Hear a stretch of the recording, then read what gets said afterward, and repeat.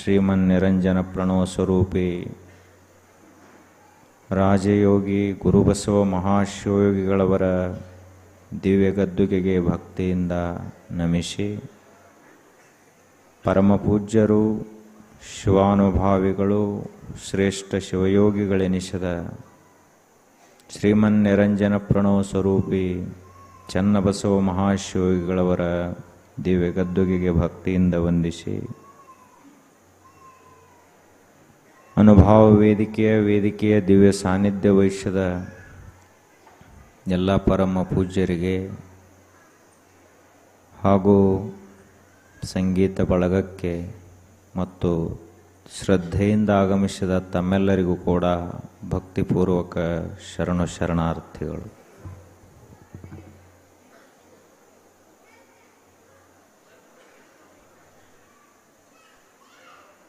ಶರಣರ ಜೀವನ ದರ್ಶನ. ಯಾರು ಶ್ರೇಷ್ಠವಾದ ತತ್ವಕ್ಕೆ ಶರಣಾಗತರಾದರೋ ಅಂಥವರಿಗೆ ಶರಣರು ಅಂಥೇಳಿ ಕರೀತಾರೆ. ಅವರು ಈ ಲೋಕದ ಜಂಜಡದಿಂದ ಶಾಶ್ವತವಾಗಿ ಪಾರಾಗಿ ಹೋಗಲಿಕ್ಕೆ ಶಾಶ್ವತವಾದ ಉಪಾಯವನ್ನು ಕಂಡು ಹಿಡಿದುಕೊಂಡರು. ಅವರ ಜೀವನ ಉಜ್ವಲವಾಗಿತ್ತು, ಜ್ಞಾನಮಯವಾಗಿತ್ತು. ಅಷ್ಟೇ ಅಲ್ಲದೆ ದೇವನಿಷ್ಠವಾಗಿತ್ತು.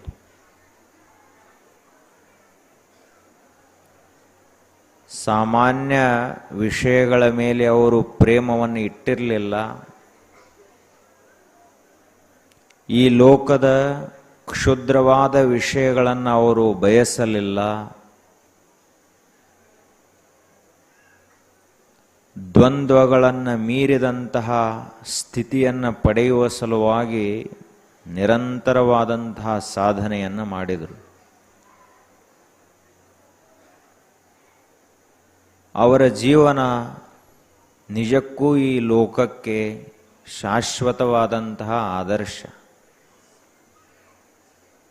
ಯಾರ ಜೀವನ ನಮಗೆಲ್ಲ ಆದರ್ಶ, ಯಾರ ಜೀವನ ನಮಗೆಲ್ಲ ಪ್ರೇರಕ, ಯಾರ ಜೀವನದಿಂದ ನಾವು ಸ್ಫೂರ್ತಿಯನ್ನು ಪಡೆಯಬೇಕು, ಯಾರ ಜೀವನ ನಮ್ಮ ಇಡೀ ಒಂದು ಜೀವನಕ್ಕೆ ಪ್ರದರ್ಶಕವಾಗಿದೆಯೋ, ದಾರಿ ದೀಪವಾಗಿದೆಯೋ, ಅದು ಶರಣರ ಜೀವನ. ಅವರು ತೋರಿದಂತಹ ದಾರಿ ಯಾವುದು ಅಂದ್ರೆ ನೀತಿಯ ದಾರಿಯನ್ನು ತೋರಿಸಿದರು. ಸಚ್ಚಾರಿತ್ರ್ಯದ, ಸನ್ನಡತೆಯ, ಸದ್ಗುಣಗಳನ್ನು ಪರಿಪಾಲಿಸುವಂತಹ ಶ್ರೇಷ್ಠ ಒಂದು ದಾರಿಯನ್ನು ಅವರು ತೋರಿಸಿಕೊಟ್ರು.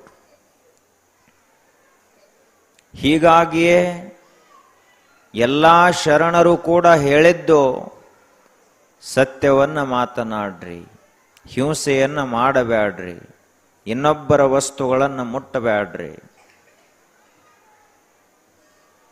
ಏಕಪತಿವ್ರತಸ್ಥೆ ಏಕಪತ್ನಿ ವ್ರತಸ್ಥರಾಗಿ ಬದುಕ್ರಿ ಅಂತ ಹೇಳಿದರು. ನೀತಿ. ನಾವು ಏನು ಕಲಿಯಬೇಕಾಗಿದೆ ಅಂದ್ರೆ ನೀತಿಯನ್ನು ಕಲಿಯಬೇಕು.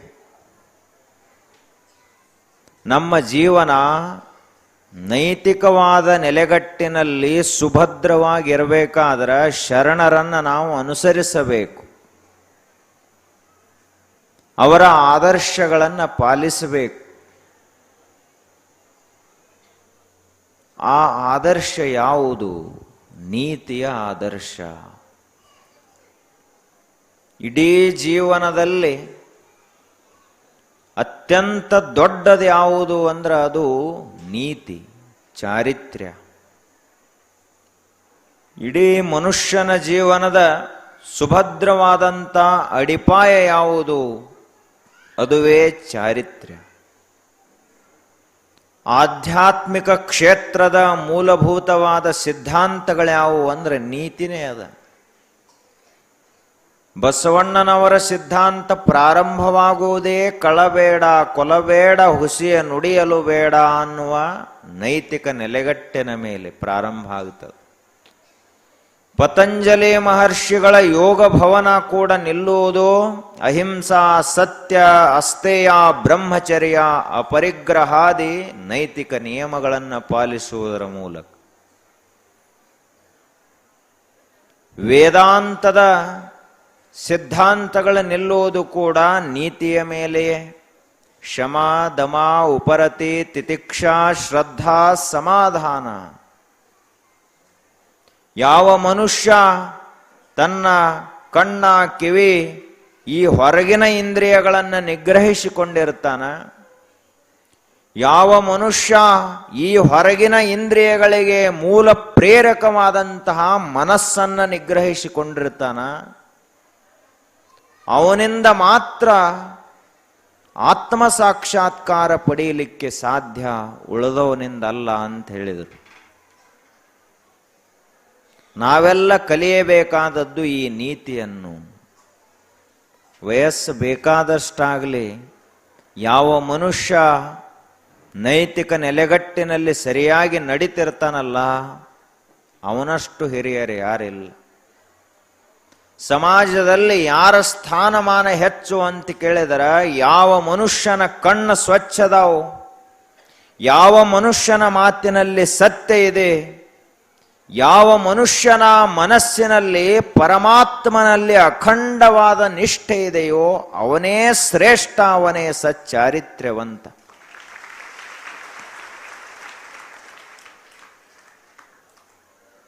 ಅವನ ನಿಷ್ಠೆ ಸಂಪತ್ತಿನ ಮೇಲೆ ಇರುವುದಿಲ್ಲ, ವ್ಯಕ್ತಿಗಳ ಮೇಲೆ ಇರುವುದಿಲ್ಲ, ಹೊರಗಿನ ಐಶ್ವರ್ಯ ಭೋಗಗಳ ಮೇಲೆ ಇರುವುದಿಲ್ಲ, ಅವಿನಾಶಿಯಾದ ದೇವತತ್ವದ ಮೇಲೆ ಅವನ ನಿಷ್ಠೆ ಇರ್ತದ.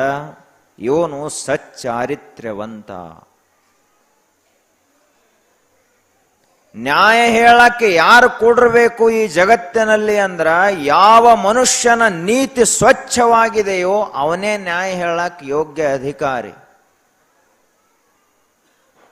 ಸ್ವತಃ ತಾನೇ ಅನೀತಿಯ ಹಾದಿಯಲ್ಲಿ ನಡೆದು ಹೋಗುವಂಥವನಿಗೆ ನೀ ಹಿಂಗ ನಡಿ ಅಂತ ಹೇಳುವ ಅಧಿಕಾರ ಇಲ್ಲ. ಸ್ಥಾನ ಬಹಳ ದೊಡ್ಡದಿರಬಹುದು, ಆದ್ರೆ ಆ ಸ್ಥಾನದ ಮೇಲೆ ಕುಳಿತಂತಹ ವ್ಯಕ್ತಿ ಪವಿತ್ರನಾಗಿ ಇರಬೇಕಾಗುತ್ತದೆ. ಅಕ್ಕ ಮಹಾದೇವಿ ಅವರ ಮಾತನ್ನ ಜಗತ್ತ ಯಾಕೆ ತಲೆಬಾಗಿ ಕೇಳಿತು? ಅವರ ನೀತಿ ದೇವರಷ್ಟೇ ಸ್ವಚ್ಛವಾಗಿತ್ತು, ಹೀಗಾಗಿ ಅವರ ಮಾತನ್ನ ಜಗತ್ತು ಕೇಳಿತು.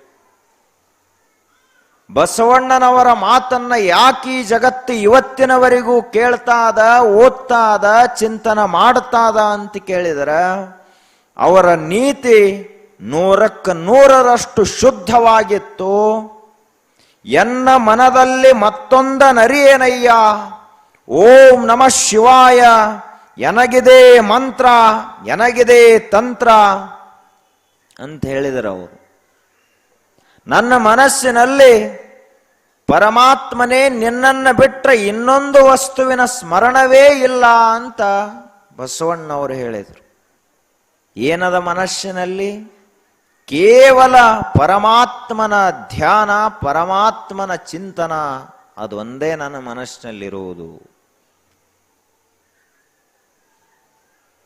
ನಾವು ಕೂಡ ಶರಣರು ತೋರಿದಂತಹ ನೀತಿಯ ದಾರಿಯಲ್ಲಿ ನಡಿಬೇಕಾದರೆ ನಮ್ಮ ಹೊರಗಿನ ಇಂದ್ರಿಯಗಳು ನಮ್ಮ ಹತೋಟಿಯಲ್ಲಿರಬೇಕಾಗುತ್ತದೆ. ಅಷ್ಟೇ ಅಲ್ಲದೆ ನಮ್ಮ ಮನಸ್ಸ ನಮ್ಮ ಹಿಡಿತದಲ್ಲಿ ಇರಬೇಕಾದರೆ ನಾವು ಕೆಲವೊಂದಿಷ್ಟು ನಿಯಮಗಳನ್ನು ಪಾಲಿಸಬೇಕು. ಯಾವ ನಿಯಮಗಳನ್ನು ಪಾಲಿಸಬೇಕು? ಯಾವುದನ್ನ ನಾವು ದುಡಿದ ಗಳಿಸ್ತೀವಲ್ಲ ಅದನ್ನಷ್ಟೇ ಅನುಭವಿಸುವುದು. ದುಡಿಲಾರ್ದ ಒಂದು ಪೈಸಾ ಬಂದರೂ ಅದನ್ನ ಮುಟ್ಟಬಾರದು. ಎರಡನೆಯದಾಗಿ ಈ ವಿಶ್ವದಲ್ಲಿರುವಂತಹ ಪತಿ ಉಳಿದಂಥ ಎಲ್ಲಾ ಹೆಣ್ಣು ಮಕ್ಕಳನ್ನ ತನ್ನ ತಾಯಿಯಂತೆ ತಿಳಿದುಕೊಳ್ಳಬೇಕು. ಸತಿಯಾದಂಥವಳು ಈ ಜಗತ್ತಿನ ತನ್ನ ಪತಿಯನ್ನ ಬಿಟ್ಟು ಉಳಿದಂಥ ಎಲ್ಲ ಪುರುಷರನ್ನ ಸಾಕ್ಷಾತ್ ಶಿವ ಅಂತ ತಿಳ್ಕೋಬೇಕು. ಇದು ನೈತಿಕವಾದಂತಹ ಭದ್ರತೆ. ಅಧ್ಯಾತ್ಮ ವಿದ್ಯೆ ಯಾವ ಮನಸ್ಸಿನಲ್ಲಿ ತುಂಬಿಕೊಂಡು ನಿಲ್ತದ ಅಂದ್ರ, ಯಾವ ಮನಸ್ಸಿನಲ್ಲಿ ಯಾವುದೇ ರೀತಿಯಾದಂಥ ಛಿದ್ರಗಳಿಲ್ಲಲ್ಲ, ಆ ಮನಸ್ಸಿನಲ್ಲಿ ಅಧ್ಯಾತ್ಮ ವಿದ್ಯೆ ತುಂಬುತ್ತದೆ. ನಮ್ಮ ಮನಸ್ಸು ಹೊಯ್ದಾಡುತ್ತಿತ್ತು ಅಂದ್ರ ದೇವರ ಧ್ಯಾನ ಮಾಡೋರೇ ಹೆಂಗ ನಾವು, ಅಥವಾ ಆ ತತ್ವ ನಮಗೆ ಪೂರ್ಣ ತಿಳಿಯುವುದರೇ ಹೇಗ? ಬಹಳಷ್ಟು ಜನ ದಿನಾಲು ಪೂಜೆ ಮಾಡಿದರೂ ಕೂಡ ಪರತತ್ವವನ್ನು ಕಾಣದೇ ಮರೆಯಾಗಿ ಹೋಗ್ತಾರೆ.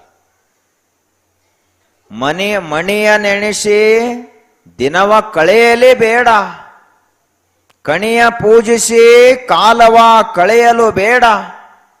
ಕ್ಷಣದೊಳಗಣ ಅರ್ಧ ಕ್ಷಣವಾದರೂ ನಿಜದ ನೆನಹೇ ಸಾಕು. ಬೆಂಕಿಯೊಳಗುಳ್ಳ ಗುಣ ಬಿಸಿ ನೀರೊಳಗುಂಟೆ ಗುಹೇಶ್ವರ ಅಂತಲ್ಲಮ್ಮ ಪ್ರಭುದೇವರು. ದಿನಂಪ್ರತಿ ನೀನು ಎಷ್ಟು ಮಣಿಗಳನ್ನು ಎಣಿಸಿದರೂ ಕೂಡ ಮಣಿ ಎಣಿಸೋದಾಯ್ತು, ಜಪ ಮಾಡೋದಾಯ್ತೇ ಹೊರತು ನಿನ್ನ ಅರಿವಿನ ಕಣ್ಣು ತೆರಿಲಿಲ್ಲ. ನಿನ್ನ ವಿವೇಕದ ಚಕ್ಷು ತೆರೆಯಲಿಲ್ಲ. ಕಣಿಯ ಪೂಜಿಸಿ ಕಾಲವ ಕಳೆಯಲಿ ಬೇಡ. ಬರೇ ಕಲ್ಲ ಪೂಜಾ ಮಾಡ್ಕೋತ್ ನಡೆದೀವಿ. ಆ ಪೂಜೆಯ ಹಿಂದಿರುವಂತ ಇಂಗಿತವನ್ನ ನಾವು ಅರ್ಥ ಮಾಡಿಕೊಳ್ಳಿಲ್ಲ ಅಂದ್ರ ನಮ್ಮ ಜೀವನ 100 ವರ್ಷ ನಾವು ಅಧ್ಯಾತ್ಮದ ಹಾದಿಯಲ್ಲಿ ಅದೀವಂತ ಹೇಳಕ್ಕಷ್ಟೇ ಆಗ್ತದ. ಧರ್ಮದ ಹಾದಿಯಲ್ಲಿ ಅದೀವಂತ ಹೇಳಲಿಕ್ಕಷ್ಟೇ ಆಗ್ತದ. ಧರ್ಮದ ಅಂತರಾರ್ಥ ತಿಳಿಯುವುದಿಲ್ಲ. ಧರ್ಮದ ಮತಿತಾರ್ಥ ನಮಗೆ ತಿಳಿಯದೇ ಹೋಗ್ತದೆ. ಮುಂದೆ ಹೇಳಿದರು, ಕ್ಷಣದೊಳಗಣ ಅರ್ಧ ಕ್ಷಣವಾದರೂ ನಿಜದ ನೆನಹೇ ಸಾಕು.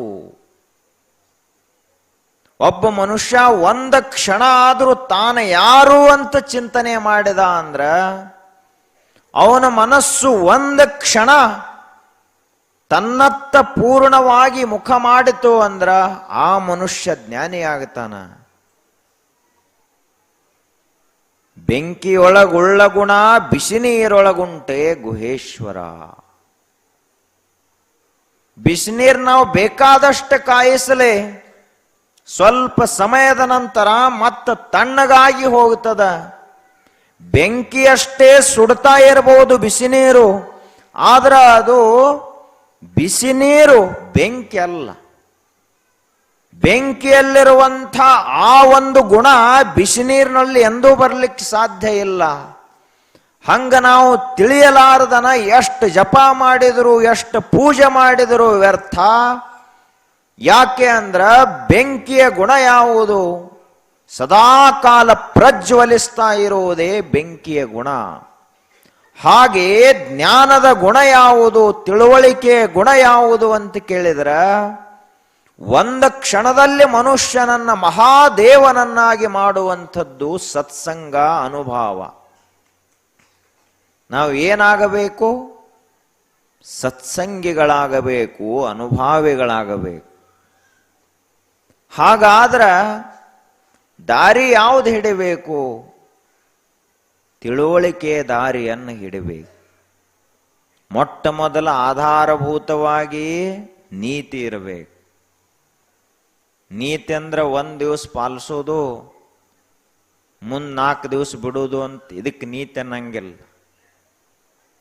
ಇಂದ ನಾವು ಪ್ರಾರಂಭ ಮಾಡಿದೀವಿ ಅಂದ್ರ ಕೊನೆಯ ಉಸಿರಿನವರೆಗೆ ನೀತಿಯನ್ನು ಪಾಲಿಸಬೇಕಾಗುತ್ತದೆ. ಇಲ್ಲ ಶ್ರಾವಣ ಮುಗಿತಕ್ಕ ಸುಳ್ಳು ಹೇಳಂಗಿಲ್ಲ, ಶ್ರಾವಣ ಆದ ಮರುದಿವ್ಸ ಸುಳ್ಳು ಹೇಳ್ತೀವಿ ಅಂದ್ರೆ ಈಗ ಅವ್ರು ಶ್ರಾವಣದಾಗ ಕೆಲವೊಂದು ನಿಯಮ ಪಾಲಿಸ್ತಾರ. ಕಟ್ಟಿಂಗ್ ಮಾಡ್ಕೊಳಂಗಿಲ್ಲ, ದಾಡಿ ಮಾಡ್ಕೊಳಂಗಿಲ್ಲ, ಕಾಲಾಗ ಚಪ್ಪಲ್ ಹಾಕೊಳ್ಳೋದಿಲ್ಲ. ಇವೇನು ಪಾಲಿಸರು ನಡೀತದ, ಬಿಟ್ರು ನಡೀತದ. ಏನ್ ಅಂತ ದೊಡ್ಡ ಹಾನಿ ಏನಾಗೋದದ? ಕಟಿಂಗ್ ಮಾಡ್ಕೊಂಡ್ರು ಅದ ತಲೆ ಇರ್ತೈತಿ, ಮಾಡ್ಕೊಳ್ಳಿಲ್ಲ ಅಂದ್ರು ಅದ ತಲೆ ಇರ್ತದ. ನೀವು ಕಾಲಾಗ ಪಾದರಕ್ಷೆ ಹಾಕಿದ್ರು ಅದ ಕಾಲಿರ್ತಾವ, ಹಾಕ್ಲಿಲ್ಲ ಅಂದ್ರು ಅದ ಕಾಲಿರ್ತಾವ. ಏನು ಬಹಳ ದೊಡ್ಡ ಬದಲಾವಣೆ ಏನಾಗುವುದಿಲ್ಲ. ಆದ್ರ ನಾನು ಇಡೀ ಜೀವನ ಪೂರ್ತಿಯಾಗಿ ಸತ್ಯವನ್ನೇ ನುಡಿತೀನಿ ಅಂತ ಹೇಳಿ ಮಾತು ಕೊಟ್ರಿ ಅಂದ್ರೆ ಕೊನೆ ಉಸಿರಿನವರೆಗೂ ಅದನ್ನು ಪಾಲಿಸಬೇಕು.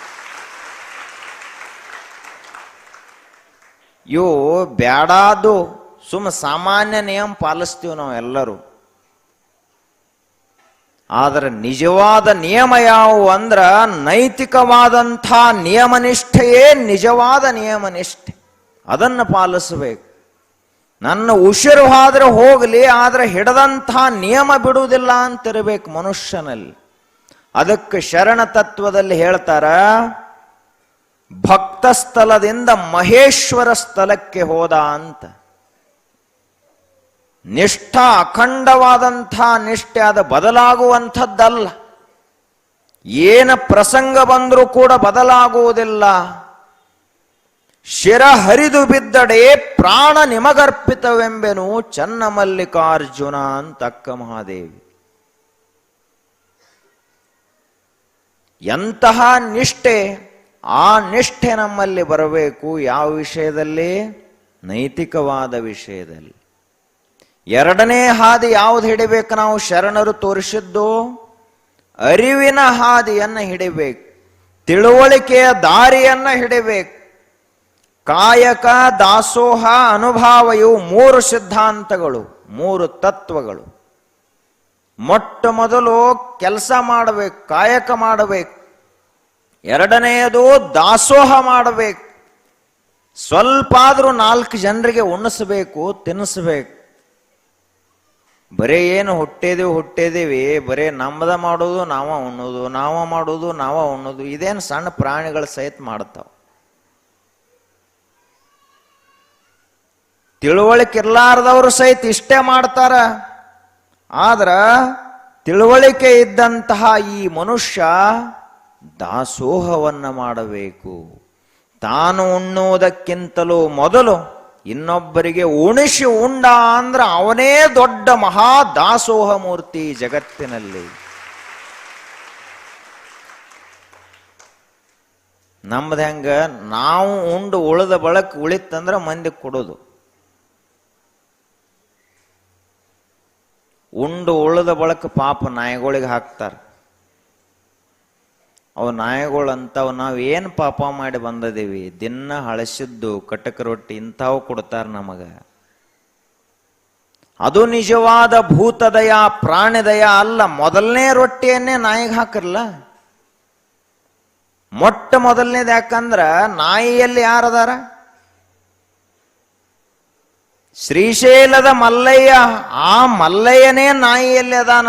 ಆ ದೇವರೇ ನಾಯಿ ಆತ್ಮವಾಗಿ ಅದಾನ. ಆ ದೇವರೇ ಸಕಲ ಜೀವರಾಶಿಗಳಲ್ಲಿ ಲಿಂಗ ರೂಪದಿಂದ ಪ್ರತಿಷ್ಠಿತನಾಗಿ ಅಂದ ಬಳಕ, ಜಗವೆಲ್ಲ ಕೂಡಲ ಸಂಗಮ ಅಂದ ಬಳಕ, ನಾವು ಯಾಕ ಆ ಪ್ರಾಣಿಗಳಿಗೆ ಅಷ್ಟು ಉಪಚಾರ ಮಾಡಬಾರದು? ಆದ್ರೆ ನಮ್ಮದು ಹಂಗಿಲ್ಲ. ನಾವಷ್ಟ ಇದನ್ನ ಬಿಟ್ಟು ಬಿಡ್ರಿಪ್ಪ, ಮೊದಲು ದಾಸೋಹ ಮಾಡುವುದನ್ನು ಕಲೀರಿ ಅಂತ ಎರಡನೇ ನಿಯಮ. ಇನ್ನು ಮೂರನೆಯ ತತ್ವ ಅನುಭಾವ. ಏನದ ಅನುಭಾವ? ನಾವೆಲ್ಲ ಜೀವನ ಪೂರ್ತಿಯಾಗಿ ಏನು ಕೇಳ್ತೀವಿ ಬರೀ ಅಂದ್ರ ಈ ಕಿವಿಗಳಿಂದ ಲೋಕವಾರ್ತೆಗಳನ್ನು ಕೇಳ್ತೀವಿ ಅಷ್ಟೇ. ನಿಂದೇನಾತತ್ ಇವ್ರು ಕೇಳೋದು, ನಿಂದೇನಾತತ್ ಅವ್ರು ಕೇಳೋದು. ಇದನ್ನೇ ಮಾಡ್ತೀವಿ ನಾವು. ಲೋಕವಾರ್ತೆ ಅಂತಾರೆ ಇದಕ್ಕೆ. ಆದ್ರೆ ಯಾರ ಮನೆ ಸುದ್ದಿನೂ ಬಹಳ ಭಿನ್ನ ಭಿನ್ನ ಅಂತ ಹಿಂಗೇನು ಇರೋದಿಲ್ಲ. ಒಬ್ಬರ ಮನ್ಯಾಗ ಜಗಳ ಆಗಿರ್ತೈತಿ, ಇನ್ನೊಬ್ಬರ ಮನ್ಯಾಗ ಜಗಳ ಆಗಿರೋದಿಲ್ಲ. ಅವ್ರ ಮನ್ಯಾಗ ಜಗಳ ಆದಾಗ ಇವ್ರು ಅವರಿಗೆ ತಿಳಿಸಿ ಹೇಳಕ್ ಹೋಗ್ತಾರ. ನೋಡ್ರಪ್ಪ, ಪ್ರಪಂಚದ ಬಳಕ ಹೊಂದ್ಕೊಂಡು ಹೋಗ್ಬೇಕು, ಜಗಳಾಡುದು ಸರಿಯಲ್ಲ ಅಂತ ಇವರು ಅವ್ರ ಮನೆಗೆ ಬುದ್ಧಿ ಹೇಳಕ್ ಹೋದ್ರು. ಅವ್ರು ಆಯ್ತು ಅಂತ ಇವ್ರ ಮಾತಿಗೆ ಬೆಲೆ ಕೊಟ್ಟು ಜಗಳ ನಿಲ್ಲಿಸಿ ಶಾಂತ ಆದ್ರು. 2 ತಾಸಿನಾಗ ಇವ್ರ ಮನ್ಯಾಗ ಜಗಳ ಚಾಲು ಆಯ್ತು. ಅವಾಗ ಅವ್ರು ಬಂದು ಹೇಳಿದರು, ಪ್ರಪಂಚ ಅಂದ್ರೆ ಹಿಂಗರಿ ಅಂತ ಅವ್ರು ಬಂದು ಇವ್ರಿಗೆ ಬುದ್ಧಿ ಹೇಳಿದ್ರು. ಈಗ ಪ್ರತಿ ಮನೆಗಳಲ್ಲಿಯೂ ಏನು ಬಹಳ ವಿಶೇಷದ ಅಂತಿಲ್ಲ. ಮನೆಗಳು 100 ಕೋಟ್ಯಾಂತರ ಮನೆಗಳಿರಬಹುದು, ಮನೆಯೊಳಗಿರುವಂಥ ವಾರ್ತೆ ಮಾತ್ರ ಅದೇ ಆಗಿರ್ತದನೆ ಹೊರತು ಬೇರೆ ಬೇರೆ ಇರುವುದಿಲ್ಲ. ಅದಕ್ಕ ಈ ಲೋಕವಾರ್ತೆಯನ್ನ ಬಿಟ್ಟು, ಐಂದ್ರಿಕ ವಿಷಯಗಳನ್ನ ಬಿಟ್ಟು, ವೈಷಯಿಕ ಪ್ರಪಂಚದ ಸುದ್ದಿಗಳನ್ನ ಬಿಟ್ಟು ಪರಮಾತ್ಮನ ಕುರಿತಾಗಿ ಏನಾದರೂ ನಾವು ಮಾತನಾಡಲಿಕ್ಕೆ ಪ್ರಾರಂಭ ಮಾಡಿದ್ರೆ ಅದಕ್ಕೇನಂತಾರ? ಅನುಭಾವ ಅಂತ ಕರೀತಾರೆ. 4 ಜನ ಕೂಡಿದ್ರೆ ಏನು ಮಾತಾಡಬೇಕು? ಹಿರಿಯರ 4 ಜನ ಕೂಡಿದ್ರೆ ಅವರು ಅಧ್ಯಾತ್ಮ ವಿದ್ಯೆ ಕುರಿತು ಚರ್ಚೆ ಮಾಡಬೇಕು. ಏನ್ರಿ ಇಷ್ಟು ವಯಸ್ಸಾಯ್ತು, ನಮಗ ಜೀವನ ಎದಕ್ಕೆ ಕಳೆದಿವಿ ಅಂತ ಚಿಂತನೆ ಮಾಡಬೇಕು. ಇದಕ್ಕೇನಂತಾರ? ಅನುಭವ ಅಂತ ಕರೀತಾರೆ. ಸುಮ್ಮನೇಕೆ ಹೊತ್ತುಗಳಿವಿರಿ, ಸುಮ್ಮನೇಕೆ ದಿನಗಳಿವಿರಿ ಸ್ವಾಮಿಗಳಿರ, ಮಾಡಬನ್ನಿ ದಿನ ಶಿವರಾತ್ರಿಯ, ಕೇಳಬನ್ನಿ ಶಿವಾನುಭವವ, ನೋಡಬನ್ನಿ ಅಜಗಣ್ಣನಿರವ, ಬಸವಣ್ಣ ತಂದೆ ಅಂತ ಮುಕ್ತಾಯಕ್ಕೆ.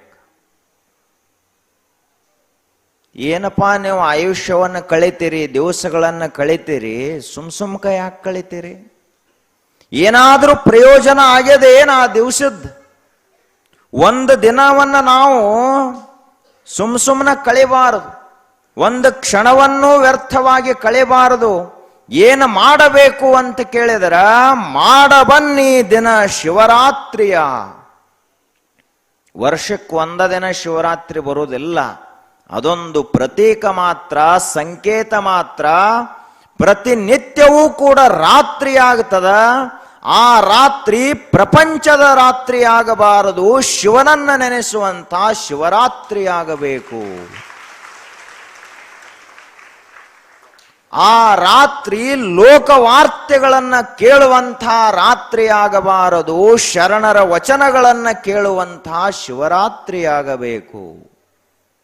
ಮುಂದೆ ಹೇಳಿದರು, ಮಾಡಬನ್ನಿ ಕೇಳಬನ್ನಿ ಶಿವಾನುಭವವ. ಏನ್ ಕೇಳಬೇಕಿ ಕಿವಿಗಳಿಂದ? ನಿಂದೆಯ ಮಾತುಗಳನ್ನು ಅಲ್ಲ, ಲೋಕವಾರ್ತೆಯನ್ನು ಅಲ್ಲ, ಪ್ರಾಪಂಚಿಕ ಸುದ್ದಿಯನ್ನು ಅಲ್ಲ. ಏನು ಕೇಳಬೇಕು ಅಂದ್ರ ಶಿವಾನುಭವವನ್ನ ಕೇಳಬೇಕು. ಮನಸ್ಸ ಯಾವ ಮಾತುಗಳನ್ನ ಕೇಳಿದ್ರ ತಣ್ಣಗಾಗ್ತದ, ಮನಸ್ಸಿನಲ್ಲಿ ಶಾಂತಿಯ ಜ್ಯೋತಿ ಉರಿತದಲ್ಲ, ಅಂತ ಮಾತುಗಳನ್ನ ಕೇಳಬೇಕು ಅಂತ ಹೇಳಿದರು. ಅವೇನ್ ಧಾರಾವಾಹಿ ಒಳಗೆ ಬರ್ತಾವೆ ಏನು ಮಾತು? ಶಾಂತಿಯ ಮಾತು. ಮನಿ ಒಡೆಯು ಯಾವರೆ ಇದ್ರ ಅವು ಧಾರಾವಾಹಿ. ನಿಮಗೆ ಜಗಳದಾಗ ಏನ್ರಿ ನೆನಪಾಗಲಿಲ್ಲ ಅಂದ್ರೆ ಧಾರಾವಾಹಿ ಹಚ್ಚಿಬಿಡ್ರಿ, ನೋಡ್ಬೇಕು. ಒಂದಲ್ಲ 100 ರೂಪಾಯಿ ಹೇಳ್ತಾರೆ ಒಂದರ ದಿವಸನಾಗ. ಅವ ಇದ್ರಾಗ ಒಂದು ಮುಗಿಯೋದ್ರೊಳಗೆ ಮತ್ತೊಂದು, ಅದು ಮುಗಿಯೋದ್ರೊಳಗೆ ಮತ್ತೊಂದು. ಮತ್ ನಿಮಗೆಲ್ಲ ರಾತ್ರಿ ಇಲ್ಲಿ ಒಂದು ಕೇಳಿ ಹೋದ್ರೂ ಸಮಯ ಸಿಕ್ಕಿಲ್ಲ ಅಂದ್ರೆ ಮುಂಜಾನೆ ಮತ್ತೆ ಹೊಳೆ ಹಾಕಿಬಿಡ್ತಾರ ಅವ್ರು. ಪಾಪ ಹೆಣ್ಮಕ್ಳಿಗೆ ಭಾಳ ಕೆಲಸ, ಮಠದಾಗ ಪ್ರವಚನ ಬೇರೆ ನಡೆದದ, ತಪ್ಸ್ಕೋಬಾರ್ದು ಇವರು ಧಾರಾವಾಹಿಯಿಂದ ಹೇಳಿ TV ಕಂಪನಿ ಅವ್ರು ಮುಂಜಾನೆ ಹಾಕಿಬಿಡ್ತಾರೆ. ಮುಂಜಾನೆ ಎದ್ದು ಕೂಡಲೇ ಮನೆ ಒಡಿ ಸುದ್ದಿ ನೋಡೋದು. ನೋಡ್ತೀರೇನ್ರಿ? ಸ್ವಲ್ಪ ನೋಡ್ಲತ್ತಿದ್ದೀವಿ. ಶ್ರಾವಣ ಮುಗಿದೊಂದು 15 ದಿವಸ ಆತಂದ್ರೆ ಪೂರ್ಣ ಪ್ರಮಾಣದಲ್ಲಿ ಧಾರಾವಾಹಿಯಲ್ಲಿ ನಿರತರು. ಬಿಡಬೇಕು ಅವುಗಳನ್ನ. ಕೇಳಬನ್ನಿ ಶಿವಾನುಭವವ. ಪ್ರವಚನ ಮುಗಿದ್ರೆ ಏನಾತು? ಮನೆಯಲ್ಲಿ ವಚನಗಳಿರ್ತಾವು, ಚಿಂತನೆ ಮಾಡುವುದು, ಮಕ್ಕಳಿಗೆ ಹೇಳುವುದು, ನಿಮ್ಮನ್ನ ನಾವು ತಿದ್ದಿಕೊಳ್ಳುವ ಪ್ರಯತ್ನ ಮಾಡುವುದು. ಮುಂದೆ ಹೇಳಿದರು, ನೋಡ ಬನ್ನಿ ಅಜಗಣ್ಣ ನಿರವ. ಈ ಜಗತ್ತಿನಲ್ಲಿ ಇರುವಿಕೆ ಅಂದ್ರೆ ಹೆಂಗಿರಬೇಕು ಅಂದ್ರೆ ಅಜಗಣ್ಣನಂತಹ ಇರುವಿಕೆ ಇರಬೇಕು. ಆ ಅಜಗಣ್ಣ ಇದ್ದಂತಹ ಸ್ಥಿತಿ, ಅವನು ದೇವರಲ್ಲಿ ಒಂದಾಗಿ ಜಗತ್ತಿನಲ್ಲಿ ಬದುಕ್ತಾ ಇದ್ದ. ಆ ಸ್ಥಿತಿಯನ್ನ ನೋಡ್ಲಾಕ ಬರಿ ಅಂತ ಬಸವಣ್ಣನವರಿಗೆ ಮುಕ್ತಾಯಕ್ಕ ಹೇಳ್ತಾಳಂದ್ರೆ ಎಂಥ ಇರುವಿಕೆ ಇರಬಾರದು ಅಜಗಣ್ಣಂದು.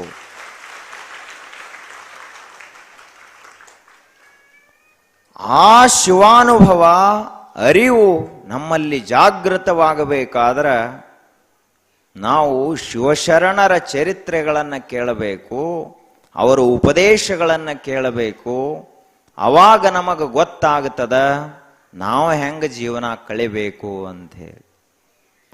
ಅಂತಹ ಒಂದು ಮಹಾಪ್ರಸಂಗ, ಮಹಾ ಘಟನೆ ನಡೀತು ನಾಂದೇಡದಲ್ಲಿ.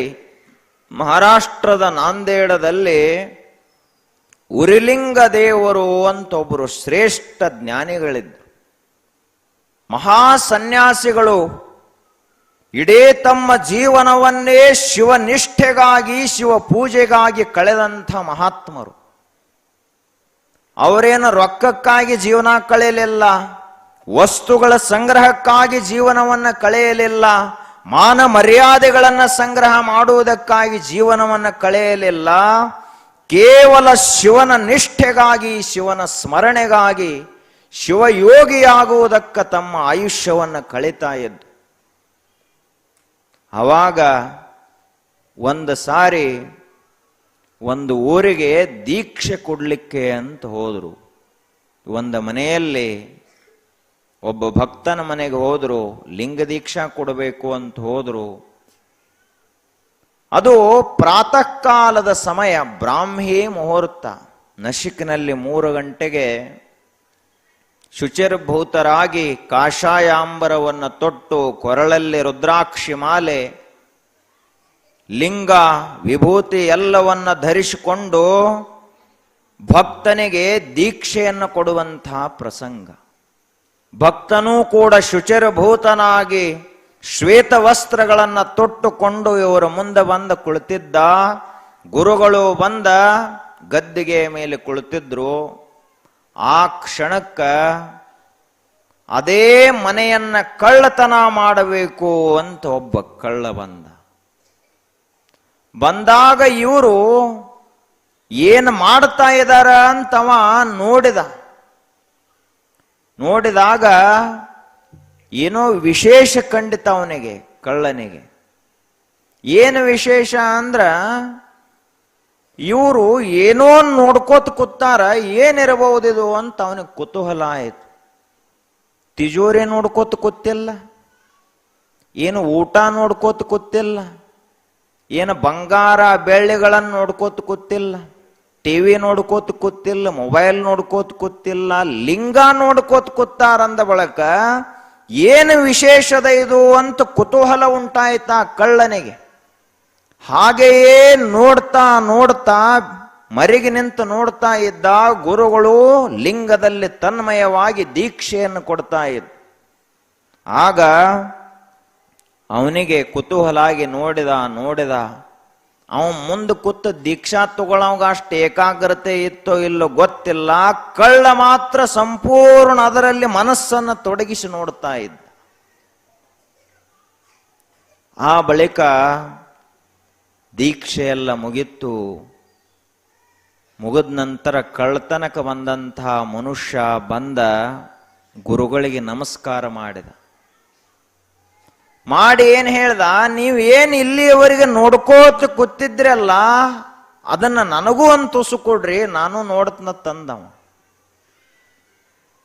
ಗುರುಗಳಂದ್ರು, ನೀ ಯಾರು ಅಂತ ಕೇಳಿದರು. ನಾನು ನಿಮ್ಮಂಥ ಸನ್ಯಾಸಿಗಳಿಗೆ ಸುಳ್ಳು ಹೇಳುವುದಿಲ್ಲ, ಈ ಮನೆ ಕಳ್ಳತನ ಮಾಡ್ಲಕ್ಕ ಬಂದೇನಿ ಅಂತ ಹೇಳ್ದವ. ಹಂಗಾದ್ರೆ ನಿನಗೀಗ ಸದ್ಯ ದೀಕ್ಷಾ ಕೊಡುವುದಿಲ್ಲ, ನೀ ಇನ್ನೂ ಸ್ವಚ್ಛ ಆಗಬೇಕು, ಅವಾಗ ಮುಂದೆ ನೋಡೋನು ಅಂತ ಹೇಳಿದರು ಗುರುಗಳು. ಉರಿಲಿಂಗ ದೇವರು ಹೇಳಿದರು. ಆವಾಗ ಮನುಷ್ಯ ಅಷ್ಟು ಕೇಳಿ ಹೋದ. ಮರುದಿನದಿಂದ ದಿನಾಲು ದಾಸೋಹಕ್ಕೆ ಎಷ್ಟು ಕಟ್ಟಿಗೆ ಹತ್ತಾವಲ್ಲ ಅಷ್ಟು ಕಟ್ಟಿಗೆಯ ಹೊರೆಗಳನ್ನ ಹೊತ್ಕೊಂಡು ತಂದು ಒಗಿತಿದ್ದ. ಗುರುಗಳು ಹೇಳೋಕ್ಕಿಂತ ಮೊದಲ ಮಟ್ಟದಾಗ ಒಂದು ಹೊರಿ ಕಟ್ಟಿಗೆ ಇಟ್ಟು ಹೋಗಿಬಿಡ್ತಿದ್ದ. ಯಾರಿಗೆ ಗೊತ್ತ ಸಹಿತ ಆಗ್ತಿರ್ಲಿಲ್ಲ ಇಂಥವನ ಕಟ್ಟಿಗೆ ತಂದು ಇಟ್ಟಾನಂತ ಹೇಳಿ. ಇದು ಹೀಗೆ ತಿಂಗಳಾವಧಿ ನಡೀತು. ನಡೆದ ಬಳಿಕ ಗುರುಗಳಂದ್ರು ಕಟ್ಟಿಗೆ ತಂದು ಒಗ್ಯಾವ್ರು ಯಾರು ಮಠಕ್ಕ. ಆಗ ಒಂದು ದಿನ ಯಾರು ತಂದು ಒಗಿತಾರಂತ ನೋಡೋಣ ಅಂಥೇಳಿ ಗುರುಗಳು ಎಚ್ಚರಿಕೆಯಲ್ಲಿದ್ರು. ಅವಾಗ ಒಬ್ಬ ನಸುಕಿನ ವೇಳೆಯಲ್ಲಿ ಕಟ್ಟಿಗೆ ಹೊತ್ತುಕೊಂಡು ಬಂದು ಒಗೆದು ಹೊಳ್ಳಿ ಹೋಗುತ್ತಿದ್ದ. ಯಾರು ನೀನು ನಿಲ್ಲು ಅಂತ ಗುರುಗಳು ತಡೆದು ನಿಲ್ಲಿಸಿದ್ರು. ನಿಲ್ಲಿಸಿದಾಗ ನಾನು ಅಂದ ನಿಮಗೆ ಭೇಟಿಯಾಗಿದ್ನೆಲ್ಲ ಕಳ್ಳ, ನನ್ನ ಮನಸ್ಸು ಸ್ವಚ್ಛ ಮಾಡಿಕೊಳ್ಳುವ ಸಲುವಾಗಿ ನಾ ಏನು ಕಳ್ಳತನ ಮಾಡೇನೆಲ್ಲ ಅದನ್ನ ಪ್ರಾಯಶ್ಚಿತ್ತ ಮಾಡಿಕೊಳ್ಳೋ ಸಲುವಾಗಿ ಕಟ್ಟಿಗೆ ತಂದೋಗಿಲ್ಲತ್ತೇನು ಮಠಕ್ಕ ಅಂತ ಹೇಳಿದ ಕಳ್ಳ. ಅವಾಗ ಗುರುಗಳಂದ್ರು, ನೋಡಪ್ಪ ತಂದು ಒಗೀತಿ, ಆದ್ರೆ ಅದಕ್ಕೆ ನಾವು ರೊಕ್ಕ ಕೊಡ್ತೀವಿ, ರೊಕ್ಕ ತಗೊಂಡ ನೀ ಕಟ್ಟಿಗೆ ತಂದೋಗಿ ಅಂತ ಹೇಳಿದರು ಅವ್ರು. ಅವಾಗ ಆತ ಹೇಳಿದ, ಗುರುಗಳಿಂದ ರೊಕ್ಕ ತಗೊಳ್ಳುವಷ್ಟು ನನಗ ಆ ಧೈರ್ಯನೂ ಇಲ್ಲ, ಅದನ್ನು ನಾನು ಮಾಡಲೂಬಾರದು. ಇದೊಂದು ನನ್ನ ಸೇವಾ ಅಂತ ತಿಳ್ಕೊಂಡು ನೀವು ಸ್ವೀಕಾರ ಮಾಡಬೇಕು ಅಂತಂದ. ಅವಾಗ ಆತ ಕೇಳಿದ ಗುರುಗಳಿಗೆ, ನನ್ನ ಮ್ಯಾಲ ನೀವು ನಿಜವಾಗಿಯೂ ಪ್ರೀತಿನೇ ಇತ್ತು ಅಂದ್ರೆ ಅವತ್ತೇನಲ್ಲಿ ಕೈಯಾಗಿ ಹಿಡಿದು ನೋಡ್ತಿದ್ರಲ್ಲ ಅದನ್ನು ನನಗೂ ಅಷ್ಟು ಕೊಡ್ರಿ ಅಂತಂದವ. ಲಿಂಗ ಕೊಡ್ರಿ ಅಂತ ಕೇಳಿದ. ಗುರುಗಳಂದ್ರು, ನೋಡಪ್ಪ ನೀ ಬೇಡದಾಗ ಕೊಡುವಂಥದ್ದಲ್ಲದು, ಯಾವಾಗ ಆ ಕಾಲ ಬರ್ತದ, ಶಿವನ ಅಪ್ಪಣೆ ಆಗ್ತದ, ದೇವರ ಆಜ್ಞೆ ಆಗ್ತದ, ಅವಾಗ ನಿನಗೆ ದೀಕ್ಷಾ ಕೊಡ್ತೇನೆ ಅಂತ ಹೇಳಿ ಕಳಿಸಿದ್ರು. ಕಾಲ ಸರಿತಾ ಹೊಂಟಿತು, ಇವನಲ್ಲಿ ಕುತೂಹಲ ಹೆಚ್ಚಾಗ್ತಾ ಹೊರಟಿತು. ಅವಾಗ ಒಂದು ದಿನ ಹೀಗೆ ಗುರುಗಳು ಯಾವುದೋ ಒಂದು ಕೆಲಸದಲ್ಲಿ ಬಹಳಷ್ಟು ತೊಡಗಿಕೊಂಡಿದ್ರು.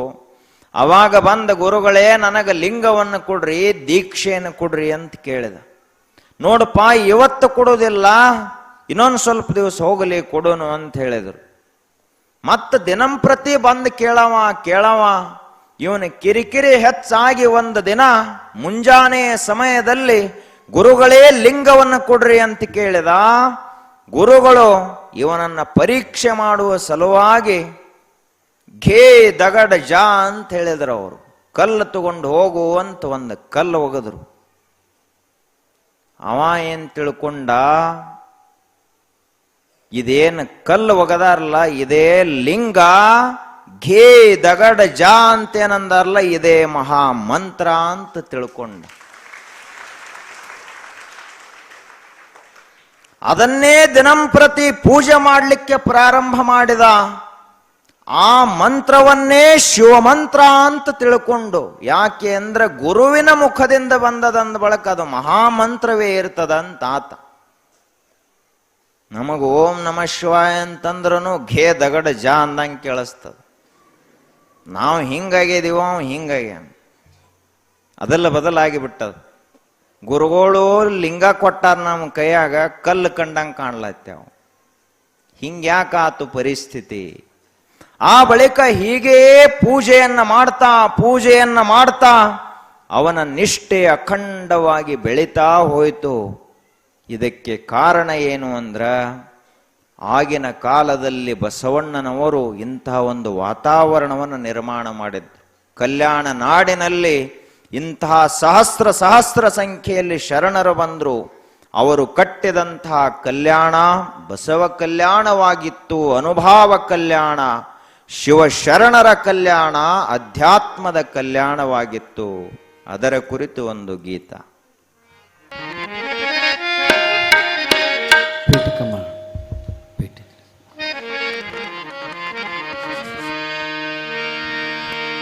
ಹರ ಭಕ್ತ ಹರಳಯ್ಯ ಮಾದಾರ ಚೆನ್ನಯ್ಯ, ಅಂಬಿಗರ ಚೌಡಯ್ಯ ಮೆರೆದ ಕಲ್ಯಾಣ. ಉಡತಡಿ ಮಹಾದೇವಿ ಮಡಿವಾಳ ಮಾಚಯ್ಯ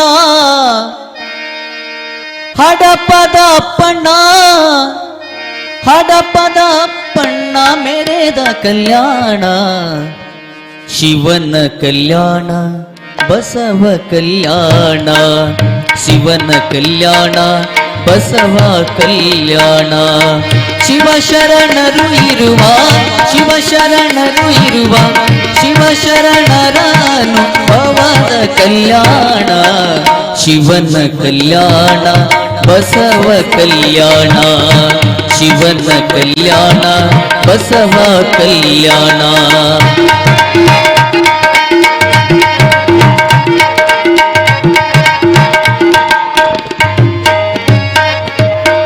ಹರ ಭಕ್ತ ಹರಳಯ್ಯ ಮಾದಾರ ಚೆನ್ನಯ್ಯ ಅಂಬಿಗರ ಚೌಡಯ್ಯ ಮೆರೆದ ಕಲ್ಯಾಣ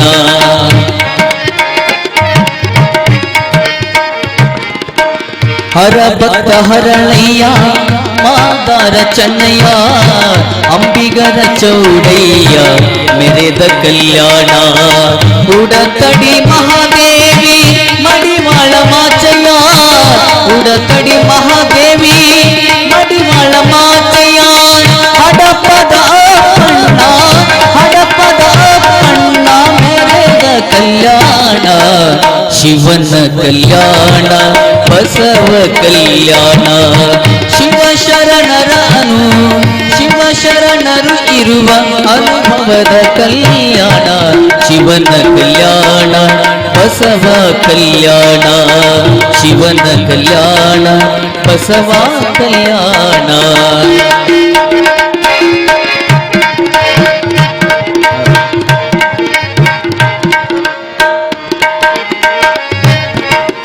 ಇಳಿಯಾಳ ಬೊಮ್ಮೆಯ ಸೊಸಳ ಬಾಚರಸ ಶಿವನಾಗಯ್ಯ ಮೆರೆದ ಕಲ್ಯಾಣ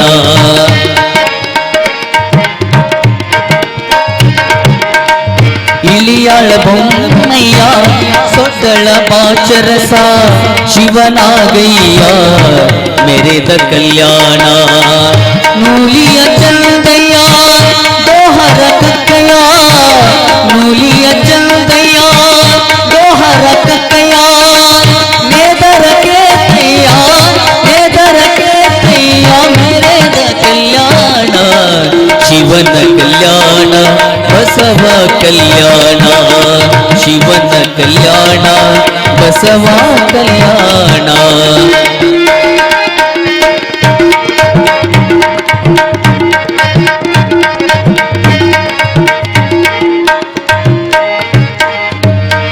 ಕಿನ್ನರಿ ಬೊಮ್ಮಯ್ಯ ಕಲಿಕೇತ ಬೊಮ್ಮಯ್ಯ ಹೂಗಾರ ಮಾದಯ್ಯ ಮೆರೆದ ಕಲ್ಯಾಣ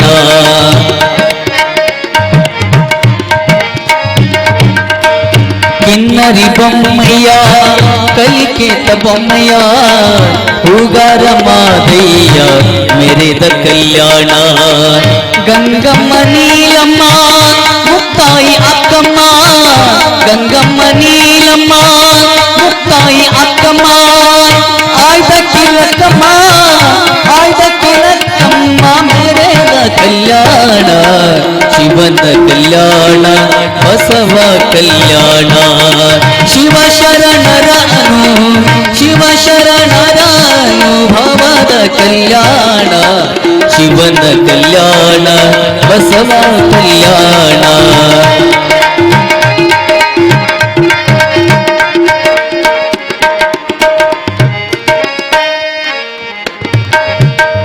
ಅಲ್ಲಮ ಪ್ರಭುದೇವ ಶಿವಯೋಗಿ ಸಿದ್ದರಾಮ ಚನ್ನ ಬಸವಣ್ಣ ಮೆರೆದ ಕಲ್ಯಾಣ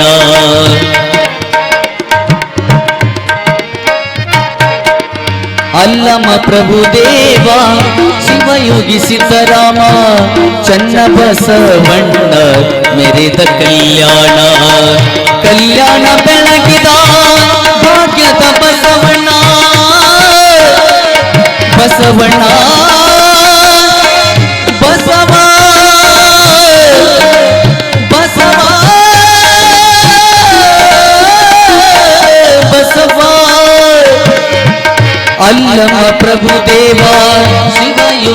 ಸೀತಾರಾಮ ಚನ್ನ ಬಸವಣ್ಣ ಮೆರೆದ ಕಲ್ಯಾಣ ಕಲ್ಯಾಣ ಬೆಳಗಿದ ಭಾಗ್ಯದ ಬಸವಣ್ಣ ಕಲ್ಯಾಣ ಬೆಳಗಿದ ಭಾಗ್ಯದ ಬಸವಣ್ಣ ಶರಣರ ಶಿವಕ್ಷೇತ್ರ ಶರಣರ ಶಿವಕ್ಷೇತ್ರ ಪರಮ ಕಲ್ಯಾಣ ಶಿವನ ಕಲ್ಯಾಣ ಬಸವ ಕಲ್ಯಾಣ ಶಿವ ಶರಣರನು ಶಿವ ಶರಣರನು ಅವರ ಕಲ್ಯಾಣ ಶಿವನ ಕಲ್ಯಾಣ ಬಸವ ಕಲ್ಯಾಣ ಶಿವನ ಕಲ್ಯಾಣ ಬಸವ ಕಲ್ಯಾಣ ಬಸವ ಕಲ್ಯಾಣ ಬಸವ ಕಲ್ಯಾಣ.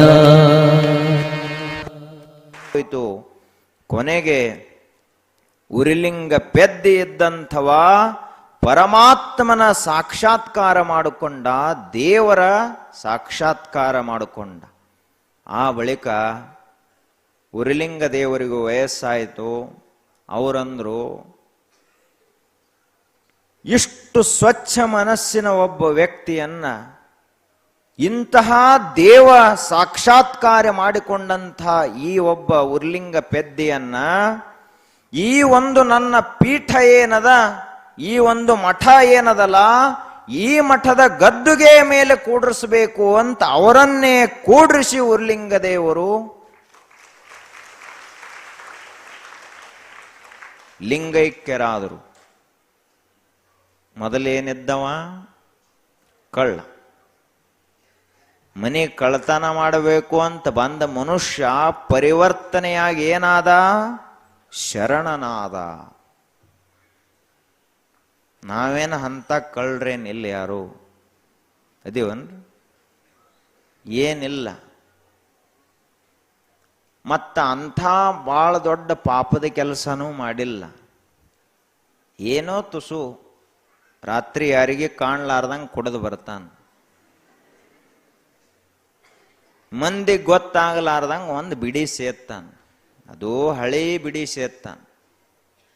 ಇದೇನ ಅಂಥ ದೊಡ್ಡ ಪಾಪದ ಕೆಲಸ ಅಲ್ಲ. ಒಂದು ವಾರ ಬೇಡ, 2 ವಾರ ಅದನ್ನು ಬಿಟ್ರಿ ಅಂದ್ರೆ ಹೊಳ್ಳಿ ನೆನಪು ಸಹಿತ ಆಗುವುದಿಲ್ಲ. ದೇವರನ್ನ ಸ್ಮರಣ ಮಾಡ್ತಾ ಹೋದ್ರೆ ಚಟಗಳು ತಮ್ಮಿಂದ ತಾವೇ ಬಿಟ್ಟು ಹೋಗ್ತಾವ.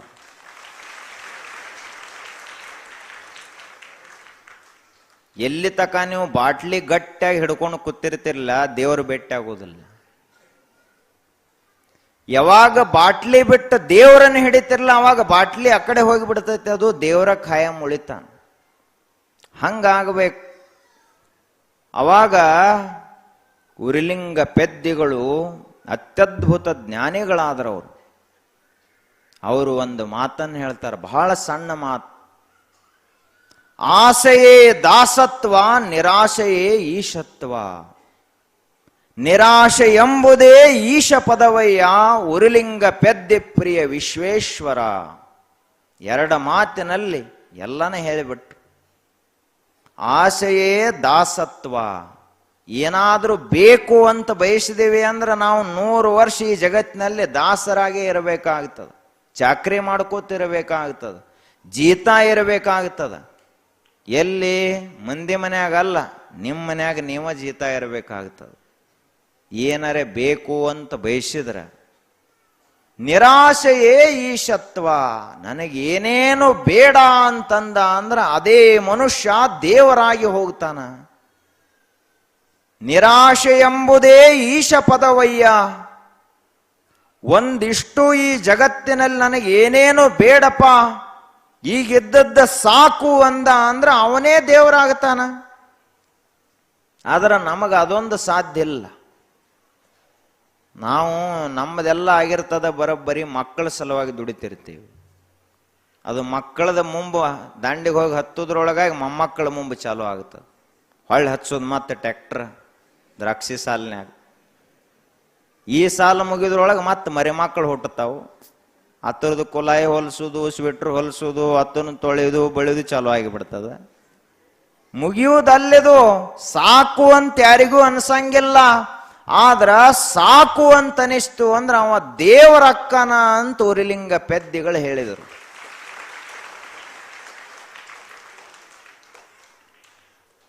ಸಾಕತ್ ಅನಿಸ್ಬೇಕು ಮನುಷ್ಯಾಗ, ಪ್ರಪಂಚ ಸಾಕತ್ ಅನಿಸ್ಬೇಕು.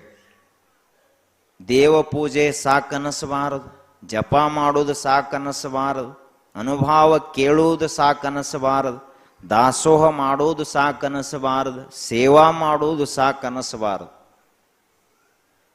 ಆ ಬಳಿಕ ಅವರು ಹೇಳಿದರು, ನಿರಾಶೆ ಎಂಬುದೇ ಈಶ ಪದವಯ್ಯ. ನೋಡ್ರಿ ಎಷ್ಟು ದೊಡ್ಡ ಮಾತದ. ಈಶ ಅಂದ್ರೆ ಏನು? ದೇವರು. ಇಡೀ ಜಗತ್ತಿಗೆ ಒಡೆಯ ಯಾರೋ ಆತನೇ ಈಶ. ಇಡೀ ಜಗತ್ತು ಯಾರ ಆಜ್ಞೆಯನ್ನ ಶಿರಸಾ ವಹಿಸಿ ಪಾಲಿಸ್ತದಲ್ಲ ಆತನೇ ಭಗವಂತ ಪರಮಾತ್ಮ. ಸೂರ್ಯ ನಮ್ಮ ಮಾತು ಕೇಳಂಗಿಲ್ಲ, ಚಂದ್ರ ನಮ್ಮ ಮಾತು ಕೇಳಂಗಿಲ್ಲ, ಒಂದು ಹುಲ್ಲು ಕಡ್ಡಿ ಸಹಿತ ನಮ್ಮ ಮಾತು ಕೇಳಂಗಿಲ್ಲ. ಎಲ್ಲ ಯಾರ ಆಜ್ಞೆಯನ್ನ ಪಾಲಿಸ್ತಾವಿವು? ಜಗದೀಶನ ಆಜ್ಞೆಯನ್ನ ಪಾಲಿಸ್ತಾವ. ಜಗದೀಶನಾಗಬೇಕಾದ್ರೆ ಏನು ಮಾಡಬೇಕು? ಸಾಕಪ್ಪ ಅಂತ ಅನ್ಬೇಕು. ಏನು ಸಾಕನ್ಬೇಕು? ಪ್ರಪಂಚ ಸಾಕಂತ ಅನ್ಬೇಕು. ಹಿಂಗ ಒಬ್ಬ ಪ್ರವಚನ ಕೇಳಕ್ ಬಂದಿದ್ದ, ಉಪಗುಪ್ತ ಅಂತ ಒಬ್ಬ ಬಹಳ ದೊಡ್ಡ ಮಹಾತ್ಮ. ಬೌದ್ಧರಲ್ಲಿ ಬುದ್ಧನ ನಂತರದಲ್ಲಿ ಬಂದಂಥ ಅತ್ಯಂತ ಶ್ರೇಷ್ಠ ಸನ್ಯಾಸಿ ಯಾರು ಅಂದ್ರೆ ಉಪಗುಪ್ತ. ಅಂಥ ಉಪಗುಪ್ತನಿಗೆ ಪ್ರವಚನ ಹೇಳ್ತಾ ಇದ್ದ. ಒಬ್ಬ ಲಗ್ನ ಆಗಿ 1-2 ವರ್ಷ ಆಗಿತ್ತು, ಅವನು ಪ್ರವಚನ ಕೇಳಕ್ಕೆ ಬಂದಿದ್ದ. ಗುರುಗಳು ಹೇಳುವುದು ಕೇಳಿ ತಲೆ ಜಾಡಿಸಿ ಎದ್ದು ಬಿಟ್ಟು ಪ್ರವಚನದೊಳಗನ ಗುರುಗಳ ಏನೋ ತಪ್ಪಿ 2 ವರ್ಷ ಹೋದೂರಿ, ಇನ್ನು ಮುಂದೆ ನಿಮ್ಮ ಹಿಂದ ತಂದವ. ಚಲೋ ಆಸಾಮಿ ಸಿಕ್ತು, ಬಿಡಬೇಕು ಯಾಕ ಅಂತ ಗುರುಗಳು ಜೋಳಿಗೆ ಹೊರ್ಲಕ್ಕ ಒಬ್ಬ ಮನುಷ್ಯ ಬೇಕಲ್ಲ ಮತ್ತೆ. ಆಯ್ತು, ಇವನ್ ತಗೊಂಡು ಹೊಂಟ್ರು ಗುರುಗಳಿಗೆ ಅನ್ನವ, ಗುರುಗಳ ಕೊನೆಯದೊಂದು ಕೆಲಸ ಐತಿ, ಅದನ್ನ ಮಾಡೇ ಬರಬೇಕು. ಏನಪ್ಪಾ ಅಂದ್ರು, ಮನ್ಯಾಗ ಪರ್ಮಿಷನ್ ತಕೊಂಡ್ಬರ್ಬೇಕಲ್ಲ ಅಂದವ. ಅವ್ರ ಸಿಗ್ನೇಚರ್ ಮಾಡ್ಲಾರ್ದ ಇವ ಹಂಗ ಹೋದ ಅಂದ್ರೆ ಹಿಡ್ಕೊಂಡು ಬರ್ತಾರ ಅವ್ರು 4 ಮಂದಿ ಕೂಡಿ. ಯಾಕಪ್ಪ, ಮೊದಲ್ಯಾಕ ನೀ ಲಗ್ನ ಆದಿ, ಮೊದಲ್ಯಾಕ ನೀ ಅಕ್ಷತ ಎಲ್ಲ ಒಗಸ್ಕೊಂಡಿ, ಮೊದಲ್ಯಾಕ ಇಟ್ಟೆಲ್ಲ ಖರ್ಚು ಮಾಡಿಸಿದಿ ಕೇಳ್ತೈತಿ ಸಮಾಜ. ಅದಕ್ಕ ಏನು ಆದದ್ದಾಗ್ಯದ, ಹೆಂಗೋ ಹೋಗುದಂತ ನಿಶ್ಚಯನ ಮಾಡೈತಿ. ಹೇಳಾರ್ದ ಹೋದ ಅಂತ ಆಗಬಾರ್ದು, ಹೇಳಿ ಹೋದ ಅಂತ ಆಗಬೇಕು. ಆತ್ ಮನೆಗೆ ಹೋದ, ಹೋಗಿ ಬಾರಪ್ಪ ಅಂತಂದ್ರ ಗುರುಗಳು. ಮನೆಗೆ ಹೋದ, ಹೆಂಡತಿಗೆ ಭೇಟಿ ಆದ. ಯಾಕೋ ಗಿರೇಕಿ ಚಿನ್ನನೇ ಬೇರೆ ಕಾಣಿಸ್ಲತ್ತೈತೆ ತಂದ್ರ ಅವರು. ಊಟ ಆತೋ, ಆದ ಬಳಿಕ ಹೇಳಿದೆವು, ಇನ್ನ ನಾ ಈ ಮನೆಯವ ಅಲ್ಲ, ಈ ಮನೆಗೆ ನನಗೇನು ಸಂಬಂಧ ಇಲ್ಲ, ನಿನಗ ನನಗನು ಏನು ಸಂಬಂಧ ಇಲ್ಲ ಅಂತ ತಿಳ್ಕೊ ಅಂತ ಹೇಳ್ದ. ಅವರಂದ್ರು, ಮತ್ತಿದು ಕೊಳ್ಳಕ್ ಕಟ್ಟಿದಿಲ್ಲ, ಇದೇನು ಅಂತ ಕೇಳಿದ್ರು ಅವರು. ಮಂಗಲಸೂತ್ರ. ಮಂಗಲಸೂತ್ರ ಅಂದ್ರೆ ಬರೇ ಇದು ಕಾಣ್ಲಕ್ ಕಟ್ಟ ಇರ್ತೈತೋ ಏನೋ ಪ್ರಪಂಚ ಮಾಡ್ಲಕ್ ಇರ್ತೈತೋ ಅಂತ ಕೇಳಿದ್ರು ಅವರು. ಇವ ಅಂದ, ಅದು ಏನೇ ಇರ್ಲಿ, ಇನ್ನು ಮುಂದೆ ನಾನು ಗುರುಗಳ ದಾರಿಯನ್ನ ಹಿಡಿದು ಹೋಗ್ತೀನಿ, ನೀ ಮನ್ಯಾಗಿರು, ಆರಾಮಿರು, ನಿನಗೆ ಎಷ್ಟು ಬೇಕು ಎಲ್ಲ ಆಸ್ತಿ ನಿನ್ನ ಹೆಸರಲ್ಲೇ ಬರೆದಿಟ್ಟನಿ, ನಾಯೇ ನಿನ್ನ ಹೊಳ್ಳಿ ಮನೆಗೆ ಬರುವುದಿಲ್ಲ, ನನಗ ನಿನಗಿನ್ನೇನು ಸಂಬಂಧ ಇಲ್ಲ ಅಂತ ಹೇಳಿದ. ಹೆಂಡತಿ ತಿಳುವಳಿಕೆ ಅವಳಿದ್ಲು. ಹೋಗತ್ನಂದ ಅವ್ರಿಗೆ ಹಿಡಿದು ನಿಲ್ಲಿಸ್ಲಕ್ಕೆ ಹೆಂಗೆ ಸಾಧ್ಯ ಅದ? ಹಗಲ್ ನಿಲ್ಲಿಸಿದ್ರ ರಾತ್ರಿ ಓಡಿ ಹೋಗ್ತಾರ, ರಾತ್ರಿ ನಿಲ್ಲಿಸಿದ್ರ ಹಗಲ್ ಓಡಿ ಹೋಗ್ತಾರ. ಅವಾಗ ಆಕೆ ಹೆಂಡತಿ ಏನಂದ್ಲು, ಹೋಗುದು ಹೊಂಟರಿ, ನನ್ನ ಕೊರಳಲ್ಲಿ ಒಂದು ರುದ್ರಾಕ್ಷಿ ಮಾಲೆ ಅದ, ಇದನ್ನ ನನ್ನ ಕೊನೆಯ ಕಾಣಿಕೆ ಅಂತ ಹೇಳಿ ನೀವು ಕೊಳ್ಳಾಗ ಹಾಕೋಬೇಕಿದನ್ನು. ನನ್ನ ಕೊರಳಲ್ಲಿ ರುದ್ರಾಕ್ಷಿ ಮಾಲೆಯನ್ನು ನೀವು ಹಾಕೋಬೇಕು. ಮತ್ತೆ ಇನ್ನೊಂದು ಕಂಡೀಷನ್ ಏನು ಅಂದ್ರ, ಕೊನೆಯ ಕ್ಷಣದವರೆಗೂ ಇದೇ ರುದ್ರಾಕ್ಷಿ ಮಾಲೆಯಿಂದ ನೀವು ಜಪ ಮಾಡಬೇಕು. ನೀವು ಅಲ್ಲಿ ಜಪ ಮಾಡಿದ್ರೆ ಇಲ್ಲಿ ನನ್ನ ಪುಣ್ಯನೂ ಹೆಚ್ಚಾಕತ್ತಿ, ನಿಮ್ಮ ಸಾಧನನೂ ಆಕ್ಕತಿ ಅಂತ ಹೆಂಡತಿ ಹುಷಾರು ಭಾಳ ಇದ್ರು ಅವರು. ಮಾಲಿ ಕೊಟ್ರು. ಇವ ಮಾಲಿ ಜಪಮಾಲಿ ತಗೊಂಡು ಹೋದ ಗುರುಗಳ ಹಿಂದ. ಹೋದ ದಿನಂಪ್ರತಿಯಾಗಿ ಜಪ ಮಾಡುತ್ತಿದ್ದ. 10 ವರ್ಷ ಕಳೆದು.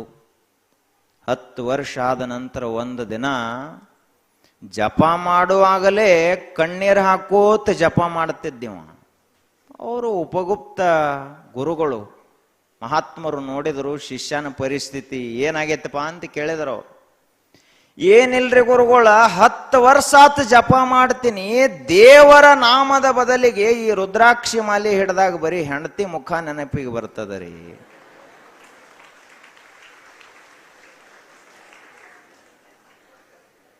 ಪಾಪ ಸಣ್ಣ ವಯಸ್ಸಿನಾಗಿ ಬಿಟ್ಟು ಬನ್ನಿ, 2 ಹುಡುಗರು ಹುಟ್ಟಿದ್ದು, ಏನಾದೋ ಏನು, ನಾರೇ ಮಠಕ್ಕೆ ಬನ್ನಿ, ಯಾವ ವೇಳೆದಾಗ ಗುರುಗಳು ನಮ್ಮ ಊರಿಗೆ ಬಂದ್ರು ಏನು,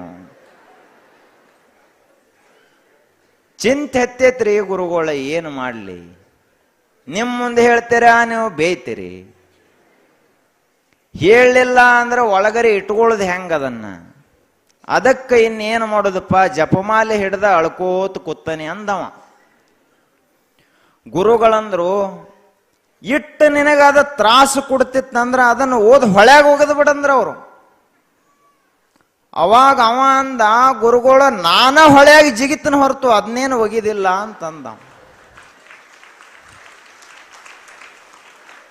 ಯಾಕೆ ಅಂದ್ರ ಇದು ನನ್ನ ಹೆಂಡತಿ ನನಗ ಕೊನೆಯ ಉಡುಗೊರೆ, ಕೊನೆಯ ಕಾಣಿಕೆ ಅಂತ ಕೊಟ್ಟ, ಇದನ್ನ ಹೆಂಗ್ ಒಗಿಲಿ ಅಂದವ. ಗುರುಗಳಂದ್ರು, ಇದನ್ನು ಒಗದಿ ಅಂದ್ರ ನೀನು ಬುದ್ಧನಾಗತಿ, ಇರ್ಲಿಲ್ಲ ಅಂದ್ರ ಬದ್ಧನಾಗತಿ ಅಂತ ಹೇಳಿದ್ರು ಗುರುಗಳು. ಬದ್ಧ ಅಂದ್ರೆ ಏನು, ಪ್ರಾಪಂಚಿಕನೇ ಆಗಿ ಉಳಿತೀನೇನು. 10 ವರ್ಷ ಮಠದಾಗಿದ್ರೆ ಏನಾತು, ನೀನು ನಿನ್ನಲ್ಲಿರುವಂಥ ಎಲ್ಲಾ ರೀತಿಯ ಭಾವಬಂಧನಗಳನ್ನ ಬಿಟ್ಟಾಗ ಬುದ್ಧನಾಗತಿ, ಸಿದ್ಧನಾಗತಿ, ಭಗವಂತನಾಗತಿ. ಬಿಡದೇ ಇದ್ರೆ ಆಗುವುದಿಲ್ಲ. ಅವಾಗ 2 ದಿವಸ ಮತ್ತೆ ವಿಚಾರ ಮಾಡಿದೆವು. ಮತ್ತೆ ಜಪಮಾಲಿ ಹಿಡ್ದ, ಒಗಿಲೋ ಬ್ಯಾಡೋ, ಒಗಿಲೋ ಬ್ಯಾಡೋ. ಒಗದ್ನಂದ್ರ ಹೆಂಡತಿ ಮಾತು ತಪ್ಪಿಸಿದಂಗಾಗ್ತದೆ, ಒಗಿಲಿಲ್ಲ ಅಂದ್ರ ಬುದ್ಧ ಆಗುವುದಿಲ್ಲ. ಹೆಂಗ ಮಾಡಲಿ? ಕೊನೆಗೆ ಒಂದು ದಿನ ನಿರ್ಣಯ ಮಾಡಿದ, ನಾನು 10 ವರ್ಷ ತ್ಯಾಗ ಮಾಡಿದ್ದು ಮನೆಯ ಸಲುವಾಗಿ ಅಲ್ಲ, ಬುದ್ಧನಾಗುವ ಸಲುವಾಗಿ. ಇಷ್ಟು ನನ್ನ ಇದು ಒಂದ ರುದ್ರಾಕ್ಷಿ ಮಾಲೆ ಹಿಡಿದು ಕಟ್ಟಿ ಹಾಕ್ಯದಂದ ಬಳಕ ಇದನ್ನ ಹಿಡ್ಕೊಂಡೇನು ಉಪಯೋಗ ಇಲ್ಲ. ಹೆಂಡತಿಯ ಮನಸ್ಸಿನ ಒಳಗಡೆ ಅಡಗಿರುವಂಥದ್ದು ಅದೇ ಬುದ್ಧ, ನನ್ನ ಮನಸ್ಸಿನ ಒಳಗಡೆ ಇರುವಂಥದ್ದು ಅದೇ ಬುದ್ಧ, ಇಡೀ ಜಗತ್ತಿನ ಎಲ್ಲಾ ಕಡೆಗಳಲ್ಲೂ ಇರುವಂಥದ್ದು ಅದೇ ಬುದ್ಧ ಅಂದ ಬಳಕ ಈ ರುದ್ರಾಕ್ಷಿ ಮಾಲೆ ಹಾಕಬೇಕು ಅಥವಾ ಈ ಮಾಲೆ ಹಾಕಬೇಕು ಅಂತ ಹೊಳೆಗೆ ಒಗದ. ಅದೇ ಕ್ಷಣ ಬುದ್ಧನಾದ, ಸಿದ್ಧನಾದ.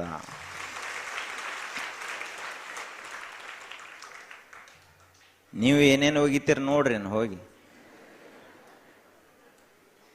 ಒಗಿದು ಒಗೆಯಬೇಕು. ಮತ್ ಒಗಿಲಿಲ್ಲ ಅಂದ್ರೆ ನಡೆಯಂಗಿಲ್ಲ. ಆದ್ರೆ ಇದು ಬರೇ ಕತೆ, ಇದು ಮ್ಯಾಲಿಂದ ಒಗಿರತ್ ಹೇಳ್ತಾ ಇಲ್ಲ ನಾವು. ಒಳಗೆ ಏನದಾವಲ್ಲ, ನಾನು ನನ್ನದು, ಇದು ಪ್ರಪಂಚ ನನ್ನದು ಅಂತದಲ್ಲ, ಆ ಮಾಲೆಯನ್ನು ತೆಗೆದು ಒಗೆದು ಬಿಡೋದು. ಅವಾಗ ನಾವು ನಿಜವಾಗಿಯೂ ಗುರು ಬಸವ ಶಿವಯೋಗಿಗಳ ಮಹಾ ಶಿಷ್ಯರಾಗ್ತೀವಿ, ನಿಜವಾದ ಭಕ್ತರಾಗ್ತೀವಿ. ಹಂಗಾಗಬೇಕಲ್ಲ, ಗಟ್ಟಿ ಆಗಬೇಕು ಒಮ್ಮೆ. ಈಗ ಹೆಂಗೆ ಹುಡುಗರು ನೋಡ್ರಿ ಎಷ್ಟು ಸೇವಾ ಮಾಡ್ತಾವ. ಸಣ್ಣ ವಯಸ್ಸಿನಲ್ಲಿ ಮನ್ಯಾಗಿರೋ ಹುಡುಗರು ಬಂದು ಮಠದಾಗ ಎಷ್ಟು ಶ್ರದ್ಧೆ ನಿಷ್ಠೆಯಿಂದ ಸೇವಾ ಮಾಡ್ತಾರಂದ್ರ ಇವರು ಕೂಡ ಉರಿಲಿಂಗ ಪೆದ್ದಿಗಳಂತೆ ಒಂದು ದಿನ ಮಹಾಜ್ಞಾನಿಗಳಾಗ್ತಾರ ಅನ್ನೋದ್ರಲ್ಲಿ ಸಂಶಯ ಇಲ್ಲ. ಯಾರು ದೇಹ ಭಾವವನ್ನು ಮರೆತು ಗುರು ಸೇವೆಯನ್ನ ಮಾಡ್ತಾರ, ಯಾರು ಪ್ರಪಂಚವನ್ನ ಮರೆತು ದಾಸೋಹವನ್ನ ಮಾಡ್ತಾರ, ಯಾರು ಈ ಲೋಕವಾರ್ತೆಯನ್ನ ಮರೆತು ಶಿವಾನುಭವವನ್ನ ಮಾಡ್ತಾರ, ಅವರೇ ನಿಜವಾದ ಶರಣರು ಈ ಜಗತ್ತಿನಲ್ಲಿ. ಹಾಗ ಉರಿಲಿಂಗ ಪೆದ್ದಿಗಳು ಅಂತಹ ಮಹಾಶಿವಶರಣರಾದರು. ಅವರು ಬಹಳಷ್ಟು ವಚನಗಳನ್ನು ಬರೆದರು. ಅವುಗಳನ್ನು ಇವತ್ತಿಗೂ ನಾವು ಓದಿದ್ರೆ ನಮ್ಮ ತಲೆಯಲ್ಲಿ ಶಿವದೀಪ್ತಿ ಹೊತ್ತಿಕೊಳ್ಳುತ್ತದ. ಅಂತಹ ಶಿವದೀಪ್ತಿ ನಮ್ಮೆಲ್ಲರ ಮನಸ್ಸಿನಲ್ಲಿಯೂ ಹೊತ್ತಿಕೊಳ್ಳಲಿ. ಅಶಾಂತಿಯ, ತಾಪದ, ದುಃಖದ, ಕಷ್ಟ ನಷ್ಟಗಳ ಈ ಭವದ ಮಾಲೆ ನಮ್ಮನ್ನು ಬಿಟ್ಟು ಶಾಶ್ವತವಾಗಿ ತೊಲಗಲಿ. ಶಿವಶರಣರು ಹಚ್ಚಿಕೊಟ್ಟ ಮಹಾತ್ಮರು ಬೆಳಗಿಸಿಟ್ಟ ವಚನ ಜ್ಯೋತಿ, ಶಿವಶರಣರದ ದರ್ಶನದ ಆ ಜ್ಯೋತಿ ನಮ್ಮೆಲ್ಲರ ಮನೆ ಮನಗಳಲ್ಲಿ ಹೊತ್ತಿಕೊಳ್ಳಲಿ. ನಮ್ಮೆಲ್ಲರಿಗೂ ಕೂಡ ಬಸವಣ್ಣನವರ ಶಿವಶರಣರ ನಿಜವಾದ ಕರುಣೆ ಆಗಲಿ ಅಂತ ಹೇಳಿ ಅವರೆಲ್ಲರ ಪಾದಗಳಲ್ಲಿ ಮತ್ತೊಮ್ಮೆ ಪ್ರಾರ್ಥಿಸ್ತಾ, ನಾಳೆಯಿಂದ ವಿಶೇಷ ಕಾರ್ಯಕ್ರಮ ಪ್ರಾರಂಭ ಆಗ್ತದ. ತಾವೆಲ್ಲರೂ ಹೆಚ್ಚಿನ ಸಂಖ್ಯೆಯಲ್ಲಿ ಆಗಮಿಸಬೇಕು. ಸರಿಯಾಗಿ 7 ಗಂಟೆಯಿಂದ ಪ್ರತಿದಿನದ ಕಾರ್ಯಕ್ರಮ ಪ್ರಾರಂಭ ಆಗ್ತಾವೆ. ಪ್ರವಚನ 7:30ದಿಂದ ಪ್ರಾರಂಭ ಆಗ್ತಿತ್ತು. ಆದರೆ ವಿಶೇಷ ಕಾರ್ಯಕ್ರಮಗಳು 7 ಗಂಟೆಯಿಂದ ಪ್ರಾರಂಭ ಆಗ್ತಾವ. 7ಕ್ಕೆ ಅಕ್ಕವಂದ್ರೆ ನೀವು ಒಂದು 15 ನಿಮಿಷ ಮೊದಲ ಬಂದು ಕೂಡಿರ್ಬೇಕು. ಬಂದು ಯಾರೂ ಗದ್ದಲ ಮಾಡಬಾರದು. ಮೊನ್ನೆ ಹೇಳಿದೀವಿ ನಾವು, ಅಲ್ಲಿ ಗೇಟ್ನಾಗ ಎಂಟ್ರಿ ಆದ್ರಿ ಅಂದ್ರೆ, ಪ್ರವೇಶ ಆದ್ರಿ ಅಂದ್ರೆ ಬಾಯಿ 2 ಬಂದ್ ಮಾಡಿ ಒಳಗೆ ಬಂದ್ಬಿಡು, ಮುಗಿದ ಹೊತ್ತು ಕೆಲಸ. ನಮ್ದು ಏನಾಕತ್ತೆ ಅಂದ್ರೆ ಕಾಲು ನಡೀತಿರ್ತಾವು, ಕೈ ಏನ್ರಿ ಮಾಡ್ತಿರ್ತಾವು, ಬಾಯಿ ಮಾತ್ರ ಬಂದಿರುವುದಿಲ್ಲ. ಇದು ತಪಸ್ವಿಗಳ ಜಾಗ. ಮೌನವಾಗಿರುವುದನ್ನು ಕಲಿಬೇಕು. ಏನು ಎಟ್ಟು ಮಾತಾಡೋದು ಅದು ಜೀವನ ತುಂಬ. ಒಂದರೆ ಕಿಮ್ಮತ್ತಿನ ಮಾತ, ಒಂದರೆ ಬರದಿಡಂತ ಮಾತ, ಗೊಳ್ಳ ಮಾತು, ಒಂದು ತುಸು ಗಾಳಿ ಬಿಟ್ರೆ ಹಾರಿ ಹೋಗ್ಬೇಕಂತ ಮಾತು ಮಾತಾಡ್ತೇವೆ. ಮಠಕ್ಕೆ ಬಂದಾಗರೆ ತಣ್ಣಗಿರಪ್ಪ ಅಂದ್ರೆ ವಟ ವಟ ವಟ. ಹಂಗೇನೆ ಬ್ಯಾಡೇನ್.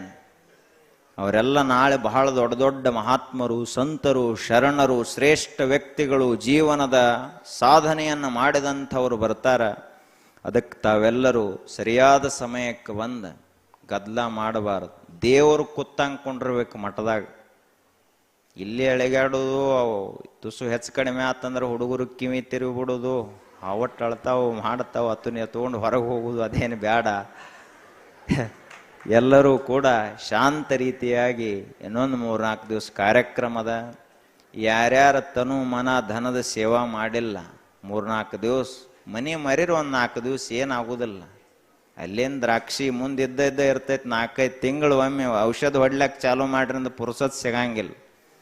ಅದಕ್ಕೆ ಆ ಸಂಪತ್ತು, ಶಕ್ತಿ ಎಲ್ಲವನ್ನ ಕೊಟ್ಟಂಥ ಗುರು ಬಸವೇಶ್ವರ ಮಹಾಶಿವಯೋಗಿಗಳವರ ಸೇವಾ ಮಾಡುವುದದು.